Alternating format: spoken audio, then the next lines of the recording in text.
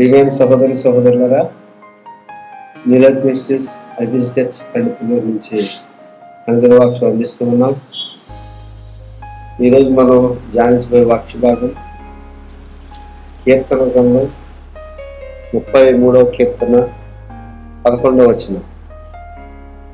యెహోవా ఆలోచన సదాకాలం నిలుచును, ఆయన సంకల్పములు తరతరముల కూడు. యెహోవా తమకు దేవుడిగా జరుగుతుంది. మళ్ళీ చూద్దాం. యెహోవా ఆలోచన సదాకాలం నిలుచును, ఆయన సంకల్పములు తరతరముల కూడు. ఈ కీర్తనలో మనం చూసినప్పుడు ఒక శ్రేష్టమైన మాటతో ఈ కీర్తన ప్రారంభించబడింది. నీతిమంతులారా యెహోవాను బట్టి ఆనందగానము చేయి. నీతిమంతుడైన వాడు దేవుని బట్టి ఆనందగానం చేయాలి. ఎందుకు ఒక నీతిమంతుడు దేవుని బట్టి ఆనందగానం చేయగలడు?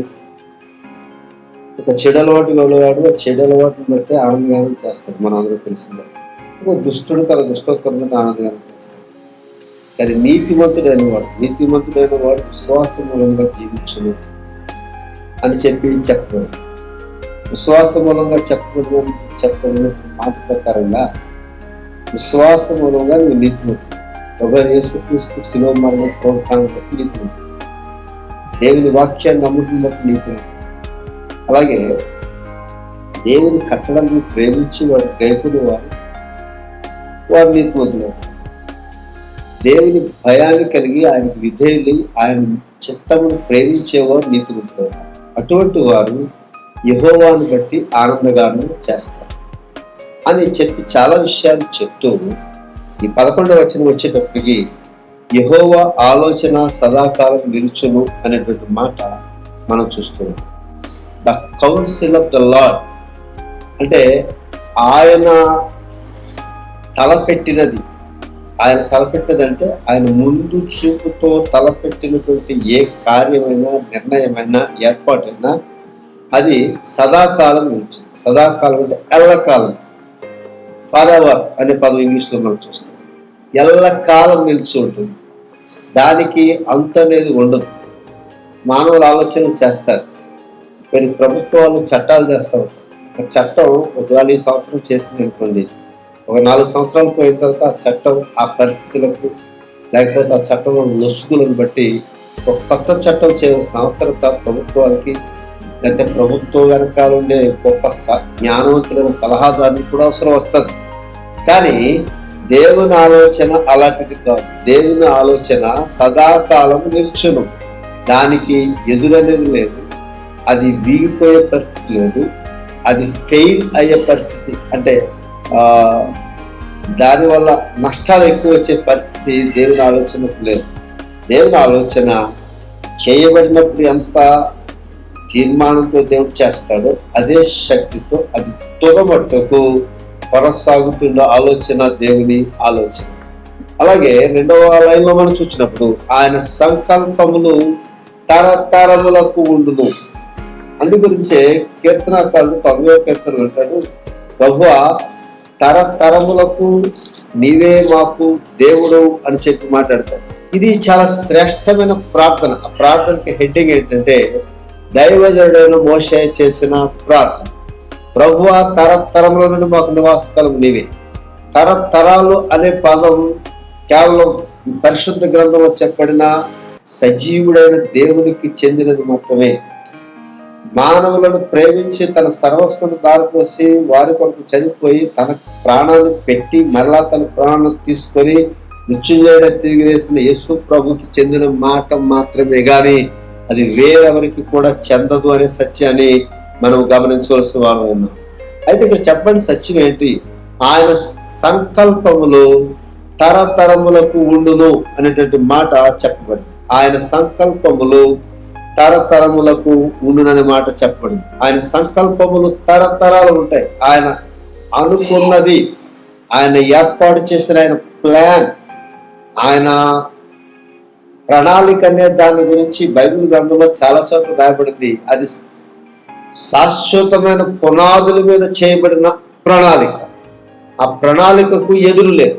ఒకప్పుడు మన భారతదేశంలో పంచవర్ష ప్రణాళికలు అనేవి ఉండేవి. ఇప్పుడు ఈ చరిత్రలో కలిసిపోయే పంచవర్ష ప్రణాళిక అంటే ఒక ప్రణాళిక ప్రభుత్వం, భారతదేశ ప్రభుత్వం చేసినప్పుడు ఆ ప్రణాళిక ఈ సంవత్సరం చేస్తే 5 సంవత్సరాలు ఆ ప్రణాళిక కొనసాగుతుంది.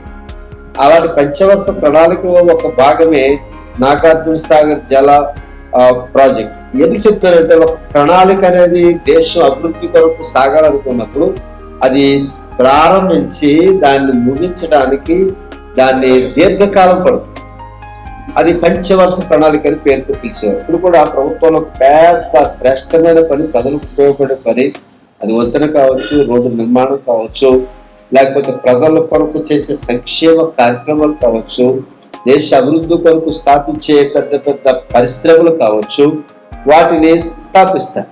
కానీ ఈ మాటలు మీకు ఎందుకు చెప్పాల్సి వచ్చిందంటే, దేవుని సంకల్పములు తరతరముల కూడు. ప్రభుత్వాలు చేసే కొన్ని సంవత్సరాలు 5, 6, 1, 2 లేక 10 ఉంటే, కానీ దేవుని ప్రణాళిక తరతరాలు. తరమని తెలుసు కదా, ఒక వ్యక్తి పుట్టాడు అనుకోండి, అతను కొన్ని సంవత్సరాలు బతుకుతాడు, 70, 60, 100 బతుకుతాడు. అతని తర్వాత అతని పిల్లలు పుట్టి కొన్ని సంవత్సరాలు బతుకుతారు. అతను ఎవరైనా పిల్లలు పుడతారు. ఒక తరం, తండ్రి తరం, బిడ్డ తరం, మనవడ తరం, మునుమాడ తరం. ఈ తరం అనే దాన్ని యావరేజ్ లో చూస్తే ఒక 50 సంవత్సరాల కంటే ఎక్కువ ఉండొచ్చు సుమారుగా, లేకపోతే 35, 50 మధ్యలో ఉండొచ్చు. ఈ తరతరాలుగా ఉండేది దేవుని యొక్క సంకల్పం.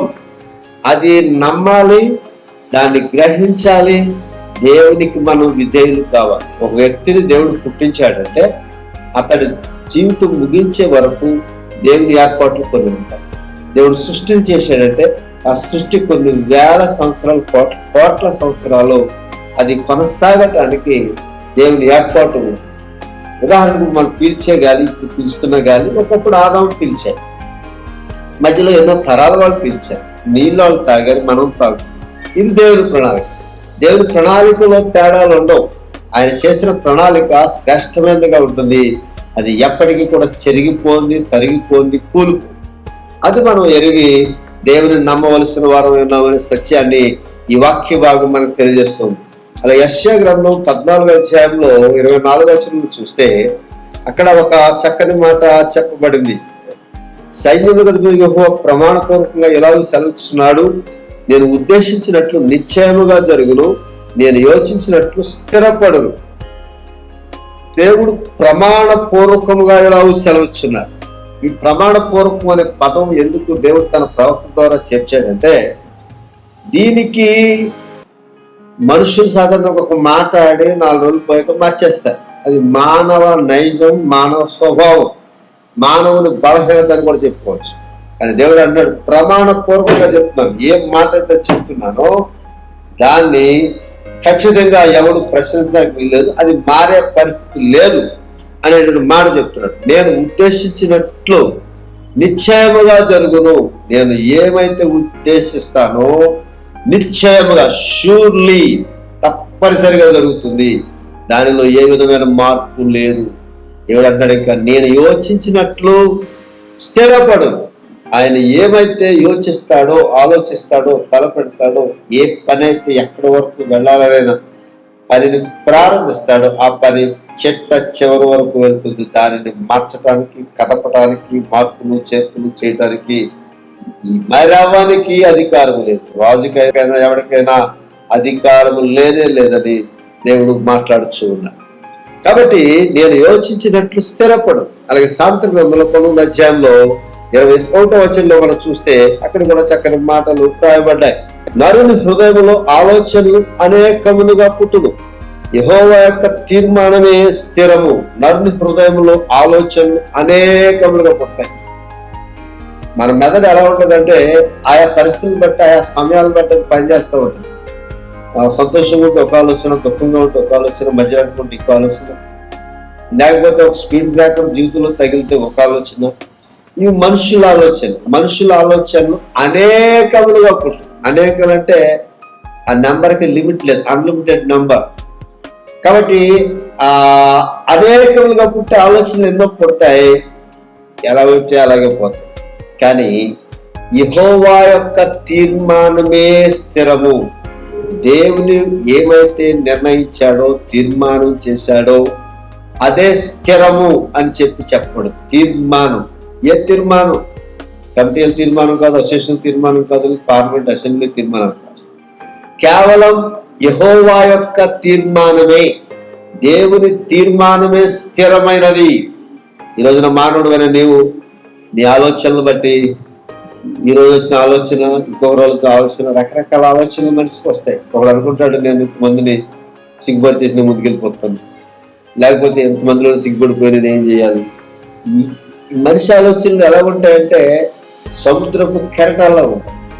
కానీ దేవుని తీర్మానం స్థిరమైనది, అది శాశ్వతమైనది అనే సంగతి జ్ఞాని సొలొమోను సామెతల గ్రంథం 19:27 చక్కగా చెప్తున్నాడు. దేవుని తీర్మానమే, యెహోవా యొక్క తీర్మానమే స్థిరము అని చెప్తున్నాడు. ఆఖరికి ఇంకో వచనాన్ని చూపి నా ప్రసంగాన్ని ముగిస్తాను.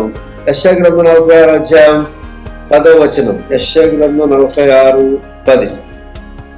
నా ఆలోచన నిలిచిన నీవు, నా చిత్తమంతయు నెరవేర్చుకొనిదన నీవు చెప్పుకొనుచు, ఆది నుండి నేనే కలుగు వాటిని తెలియజేయుచున్నాను, పూర్వకాలము నుండి నేనే ఇంకా జరుగని వాటిని తెలియజేస్తున్నాను. కాబట్టి కలుగబో వాటిని తెలియజేసిన వాడిని నేనే, పూర్వకాలం నుండి నేనే ఇంకా జరుగని వాటిని తెలియజేస్తున్నాను. అంటే ఆయన భవిష్యత్తుకు దేవుడై ఉన్నాడు. మనకు చరిత్ర చదువుతాం, చరిత్ర అంటే అర్థం జరిగిపోయిన చరిత్ర నేర్చుకుంటే జరుగుబోయేదానికి పునాదులు వేసుకోవచ్చు. ఇది మానవ జ్ఞానం, మన చరిత్ర యొక్క విధానం, మానవ జాతి యొక్క తీరుతున్నది. కానీ దేవుడు అంటున్నాడు, నేను జరుగుబోయే దానికి కూడా నేను యజమానుడు, ఏమి జరుగుతుందో నేనే చెప్పేవాడు. భవిష్యత్ విషయాల్ని ఎరిగినటువంటి దేవుడు, భవిష్యత్ విషయాల్ని ఎరిగినటువంటి దేవుడు. ఉదాహరణకు అబ్రహాముకు దేవుడు దూరం నుండి ఆయన చేయబోయే లోక రక్షణార్థం చేయబోయే ఆయన కార్యం, ఆయనే మనుషుడిగా వచ్చి చేయబోయే కార్యాన్ని అబ్రహాము దూరం నుండి చూచాడు. దేవుడు దూరం నుండి చూపించాడు. యాకోబుకు దేవుడు 28 నువ్వు ఒంటరిగా వెళ్తున్నావు, నిన్ను తూర్పు తట్టు, పడమటి తట్టు, దక్షిణం తట్టు, ఉత్తరం తట్టు నిన్ను వ్యాపింప చేస్తానని చెప్పిన దేవుడు, సర్వశక్తిమంతుడైన దేవుడు. ఆయన కలుగు వాటిని తెలియజేసేవాడు. పూర్వకాలం నుండి ఇంకను జరగని వాటిని తెలియజేస్తున్నాను అని ఆయన చెప్తున్నాడు. ఆయన ఏమంటాడంటే, నా ఆలోచన నిలుచును, నా చిత్తమంతయు నెరవేర్చుకొనేదను అని చెప్పుకొనుచు ఉన్న దేవుణ్ణి మనం చూస్తున్నాం. ఆయన ఆలోచన నిలుస్తుంది, ఆయన చిత్తము నెరవేరుస్తుందని చెప్తుంది. ఈ విషయాన్ని గ్రహిస్తున్న నీవు దేవుని ఎలా నమ్ముతున్నావు?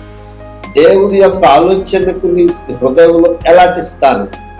నీ ఆలోచన ఉంది, నీ సెల్ఫ్ కాన్ఫిడెన్స్ అవసరమే, పర్సనల్ డెవలప్మెంట్ అవసరమే. ఎన్ని ఉన్నా నీ బ్రతుకు, నీ యొక్క అభివృద్ధికి, నీ జ్ఞానానికి, నీ వ్యక్తిత్వ అభివృద్ధికి, నీవు స్థిరమైన జయం పొందటానికి, సక్సెస్ఫుల్ లైఫ్ కు దేవుడు పునాదిని కలిగి ఉన్నాడని సంగతి గుర్తించి నువ్వు ఆయన తిరగగలిగితే దేవుని ఔన్నత్యం నీ జీవితంలోకి, నీ కుటుంబంలోనికి, నీ ఇంటిలోనికి, లేకపోతే నువ్వు పనిచేసే స్థలంలోనికి వస్తుందనే సంగతిని గ్రహించాలని కోరుచున్నాను. దేవుడి మాటలు మీ కొరకు దీవించుగా ప్రార్థన చేసుకుందాం. పరిశుద్ధుడైన మా తండ్రి, నీ ఘనమైన నామమునకు స్తోత్రం. నీ అత్యంత శ్రేష్ఠుడు, అమూల్యమైనటువంటి కార్యములు చేసే ప్రభువు గనుక నీ మహాకృపను బిడ్డలకు తోడుగా ఉంచి సమస్తమును దీవెనకరంగా జరిగించుకొని కోరుచున్నాం. ఈ వాక్యంలో చెప్పిన రీతిగా యెహోవా ఆలోచన సదాకాలం నిలుచును, ఆయన సంకల్పం తరతరములకు నిలుచునని నీవు చెప్పిన మాటను నమ్మేటటువంటి వ్యక్తులుగా నీ బిడ్డలను చేసి నీ తీర్మానం ద్వారా, నీ ఆలోచన ద్వారా వారు అభివృద్ధి పొంది శ్రేష్ఠులుగా ఉన్నట్లు అన్నాడు. దానియేలును ఆశ్రయించిన దేవుడు, యోసేపును ఆశ్రయించిన దేవుడు, దావీదును ఆశ్రయించిన దేవుడు. ఈరోజు నీ వాక్యం ఆలోచించి తమ హృదయాలు నీకు అప్పగించిన నమ్మిన నీ వైపు చూస్తున్న బిడ్డలను దీవించమని, ఈ రోజు వారి జీవితంలో దీవెనకరంగా చేయమని, స్వస్థతను, ఆరోగ్యమును, సంతోషము, సంతృప్తిని, సమృద్ధిని వారి జీవితంలో స్థాపించి విడుదలగా ఇచ్చేయమని కోర్చు. జయమును గ్రహించుకుని నిన్ను బట్టి జయం పొంది వారిగా స్థిరపరిచి నీ కృపలో వారిని వద్దల దగ్గర కోరచ్చు. యేసు పరిశుద్ధంగా నడుస్తున్నాం తండ్రి, ఆమె. దేవుడు వాళ్ళందరూ దీవించిన గాక. మా అనుదిన వాక్యం ద్వారా మీకు పొందుతున్న మేలు మాకు తెలియచేయండి. మీకు తెలిసిన వారికి మా అనుదిన వాక్యాలు పరిచయం చేయండి. దేవుడు మనల్ని అత్యధికంగా దీవించి ఫలాభివృద్ధి చేయనుగా.